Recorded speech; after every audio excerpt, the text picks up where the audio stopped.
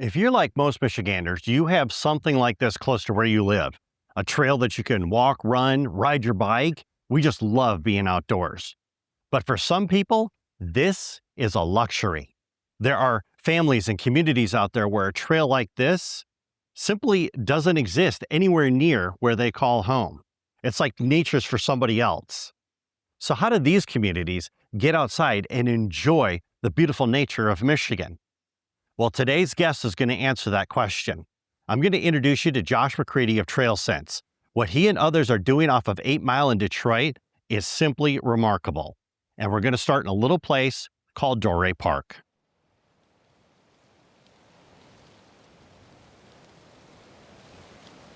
Trail Sense is a full-service trail company based in southeast Michigan in Oakland County.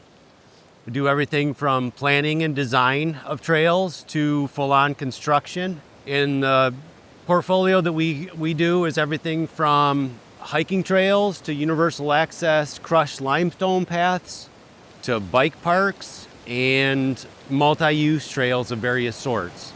How did you get into this in the first place? It's strange. I always had an interest in working on trails. I started mountain biking back in 1992. There you go. And the trails that I started on really were neglected. They really weren't being taken care of. So when a log fell or there was some kind of erosion, something that needed work, my friends and I, we picked up our tools and we did it ourselves.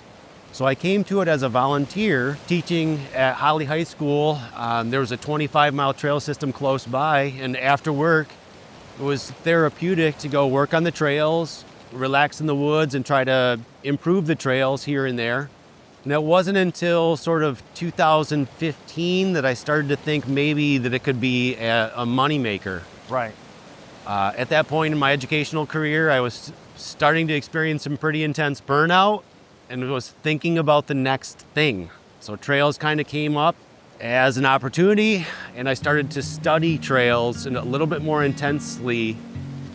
And at that point, coincidentally, the trail building industry was also starting to boom.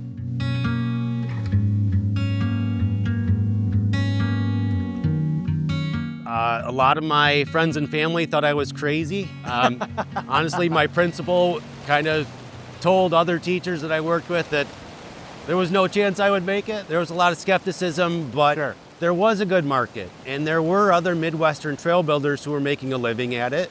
You're planning this out. Your principal says it's not going to work. Telling your teachers not going to make any money at this. At some point in time, you scored your first contract. It was in my hometown of Lapeer. Oh, sweet. My brother is an educator as well and had a local bike club at his school. And they were using push mowers to mow trails in a little piece of city undeveloped property adjacent to the school. At that point, the city manager's daughter was in that bike program and started to pay attention to the kind of energy that this bike program was creating. But they realized that those hand-mowed trails were really not going to be a way forward to support that program or larger use of City of Lapeer residents. I was an English teacher and sort of used my literacy skills to do a crash course in master planning. And the City of Lapeer master plan called for individual sporting pursuits and recreational opportunities that didn't exist. At the same time, the City of Lapeer had a surplus of ball fields and sports facilities. So I used that language to sort of build the case for trails as that recreational opportunity for individual sporting pursuits. Trail running, hiking, dog walking, mountain biking, true multi-use experience on these city properties. So I wrote a trail plan with maps and viable trail corridors, cost estimates for what it would take to start, and we started building bit by bit. And eventually we ended up with 10 miles of trails there that we built for just over $200,000. It is a success story. The City of Lapeer now has its own bike shop. Oh, sweet. There's a weekly group ride that starts at a brewery downtown Lapeer that on summers you'll see 50 riders. And so there's really a trail community that has been built up because of that infrastructure and the investment the city put in. What Josh has done has grown beyond just a simple trail park. There's a bicycle shop, there's riding clubs, there's a community, there's volunteers, they even do fundraisers. People are showing up and they're bringing their wallets. But Lapeer is just one city. What would an investment look like for the entire state of Michigan in trails? More importantly, what would that look like for Dorais Park? Michigan is hungry for trails. We are. We have a $14 billion outdoor recreation industry, and we've achieved that without much investment really in trails. And so really right now what we have in this state is a trails marketplace. So if I'm looking to plan a vacation and I'm a trail user, hiker, trail runner, mountain biker, I'm shopping for a community that will provide some excellent trail experiences, but also the food, dining, lodging that my family would also enjoy. Yeah. So we're making these decisions about where we're going to go spend our tourist dollars. The money that we're putting into these parks, we're definitely going to get out of it. Absolutely. We have, there's a trail system in Bel Air, for example, and Michigan State did a economic impact study. This is the Glacial Hills trails. Yes. That have really helped transform the city of Bel Air. It used to be a very sleepy northern town. It's really been transformed into a very bustling and active community in the summers and year-round because of the Glacial Hills. Right. It's estimated that that trail system alone, which has as much foot use as bike use, produces $1.5 million of economic input yearly. Yeah. We have not really leveraged what recreation can do yet. Right. And it trickles down all of these communities. It's a business incubator and quality of life as well for the residents who live there year round. Right.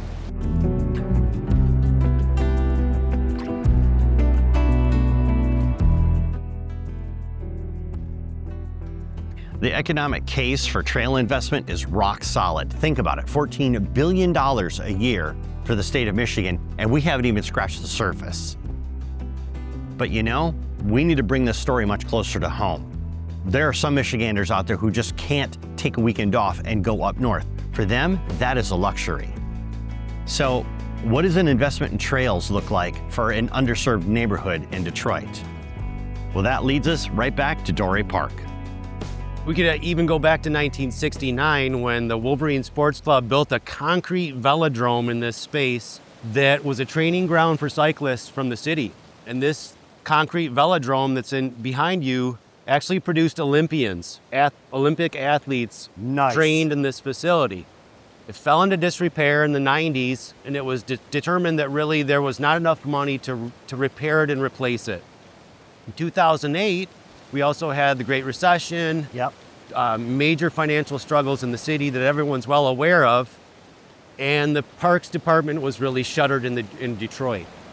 So around that time, residents took matters into their own hands. They were determined to keep this park alive for their children and for their future. And so a mower gang really took over this park and reclaimed it for public use. Yes. And so from roughly 2010 to 2013, they were putting on yearly events in this space with all sorts of music and food and races with dirt bikes, motorcycles, cyclists racing on the old velodrome that they had literally cut the trees and roots out of it to reuse. So that's kind of the spirit of this park. It's had many decades of use. What does that say about a community that really steps up and says, nope, this is ours, we'll take ownership of that? It's hard to talk about because it makes me very emotional, but I've had all We've sorts. had people cry in the show, so don't worry. I am a crier, and when I left here yesterday, there was a woman, a neighbor resident, who stopped by to see what was going on with the park. I've had numerous families approach me asking what was going on, and every one of them is glowing about any investment that's being put back into this park. Yep. People have immense pride for this city. I'm not a resident, but I've loved the city since I was a child. It was the big city of my childhood.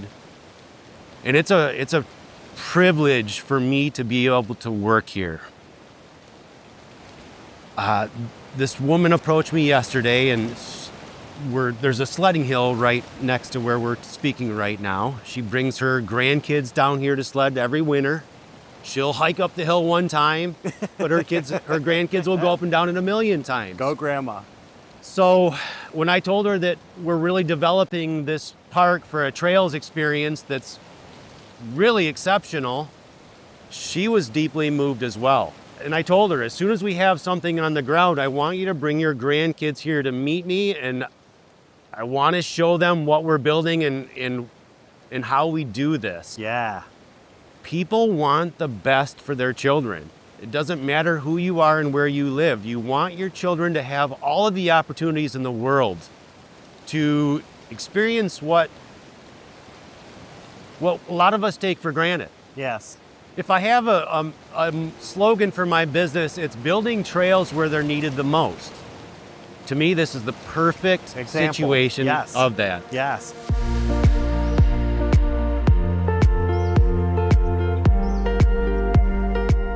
Obviously, this is a neighborhood that loves its park. The city of Detroit runs out of money. Volunteers show up to mow the grass. You've got people that are still using the park. I love that story with the grandmother taking her kids sledding there. And you know she's not the only one. But what's happening there is more than just one trail. Oh no.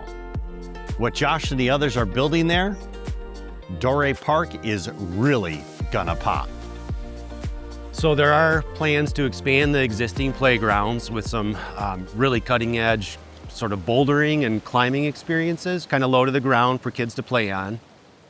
And then there's a varied trail system approach that I've been brought in to implement. So there's a crushed limestone outer loop suitable for strollers, mobility devices, trail runners, bikes, all sharing that 4 to 6 foot wide tread that's improved with the crushed stone surface.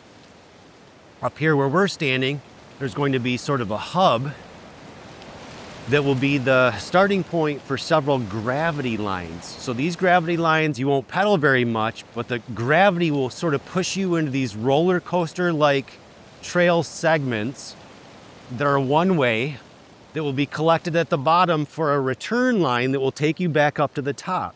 Because when you were talking about the construction of the trails, when I hear of, digging down, replacing this, laying this down, that tells me that you are building this park to last. It's true. We want a durable, long-lasting trail that stands up to the rain events, the multitude of users that are on it. The impacts from users is pretty intense. So yeah, it is a construction process. In the past, and this is why the industry really exists, there is a trail building industry that is booming in this country because we've gone from Boy Scout troops and your neighborhood volunteers using a rake to build a trail to thinking about it more like an art and science. Okay. A little bit of road building in it, a little bit of landscape design in it, and a little bit of architecture. So we're using materials that will last, and we're using methods that will last, we hope.